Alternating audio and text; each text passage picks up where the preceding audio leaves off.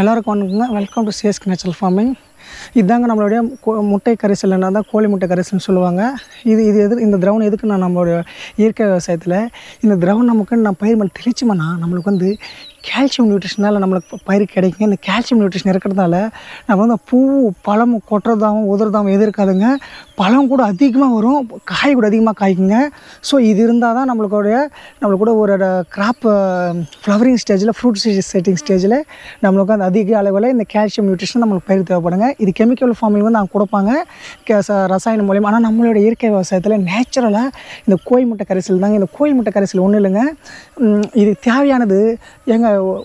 ஒரு டசன் முட்டைக்கு 1 லிட்டரில் லெமன் அந்த எலுமிச்சக்காய் சாருங்க. இது ஃபஸ்ட் நம்ம ஒரு பிளாஸ்டிக் ஜால் அடிக்கிட்டோம்னா நம்மளுடைய 1.5 லிட்டர் வந்து அந்த எலுமிச்சை ரசத்தை வந்து அதில் ஊற்றிட்டோம்னா 13 நாளுக்கு இதோட முட்டை வந்து நல்லா ஃபுல்லாக ஃபெர்மெண்ட் ஆகிடுச்சுன்னா 14 நாள் வந்து நம்ம வந்து 4 கிலோ வெளிலேருந்து போட்டோம்னா நம்மளுக்கு வந்து அது ஒரு 13 நாள் வச்சோம்னா நமக்கு ஆக மொத்தத்தில் 25 நாளுக்கு ஃபஸ்ட் ஸ்டேஜ் செகண்ட் ஸ்டேஜுங்க.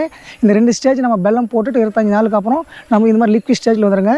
இது கொடுத்தோம்னா நம்மளுக்கு வந்து 2-3 நாளுக்கு நம்மளோட பயிர்லேருந்து வித்தியாசம் கிடைக்கும். அப்படி ரிசல்ட் வந்து அருமையாக கிடைக்கும், கெமிக்கல் கூட கிடைக்காதுங்க.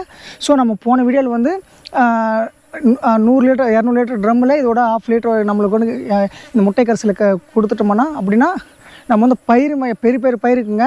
எதுனா நம்ம சாயில் அப்ளிகேஷன் கொடுக்குறோம்னா இதோட இப்போது தேங்காய் மரம் அப்புறம் பாமாயில் செடிங்க, இது பெரிய வகையான செடிக்கு வந்து நம்ம ஸ்ப்ரேயும் கொடுக்கறதுனால நம்ம வந்து சாயில் அப்ளிகேஷன் கொடுத்தோம்னா அருமையாக வேலை செய்யுங்க. இது வந்து நம்ம வந்து சின்ன அப்படின்னா இந்த காய்கறி பயிருங்க, தக்காளி, வெங்காயம், மல்லிகைப்பூ, ரோசாப்பூ இப்படியா பயிருங்களை நம்ம கொடுத்தோம்னா அருமையாக ரிசல்ட் கிடைக்குங்க. இது வந்து நம்ம 1 லிட்டர் தண்ணிக்கு 2லேருந்து 5 ml எடுத்துக்கலாங்க. இப்போ வந்து நம்ம ஊற்றுறோம் பாருங்கள். பாருங்கள், அருமையாக வேலை செய்யுங்க. இந்த ரிசல்ட் வந்து நம்மளுக்கு அருமையாக வேலை செய்யும். ஸோ நீங்கள் கூடங்க இயற்கை விவசாயம் பண்ணுங்கள். தயவுசெய்து கெமிக்கல் ஃபார்மிங் விட்டுடுங்க. நம்மளோட இயற்கை விவசாயத்தில் கூட இது போல் நம்மளோட நியூட்ரிஷன் வந்து டைரெக்டாக நம்ம ஸ்ப்ரேயிங் கொடுக்கலாங்க. ஸோ நீங்கள் கூட இந்த ஒரு முட்டை கரைசல் எப்போ நீங்கள் வச்சுட்டிங்கன்னா உங்கள் பயிருக்கு எப்போ தெளிச்சினா கூட உங்களுக்கு வந்து அருமையாக ரிசல்ட் கிடைக்குங்க.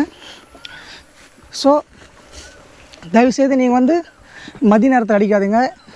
ஏன்னா சூரிய வெளிச்சம் அதிகமாக இருக்கிறதுனால நம்ம வந்து இலை வந்து வெறுந்து போகிறதுக்கு சான்ஸ் இருக்குதுங்க. பாருங்கள்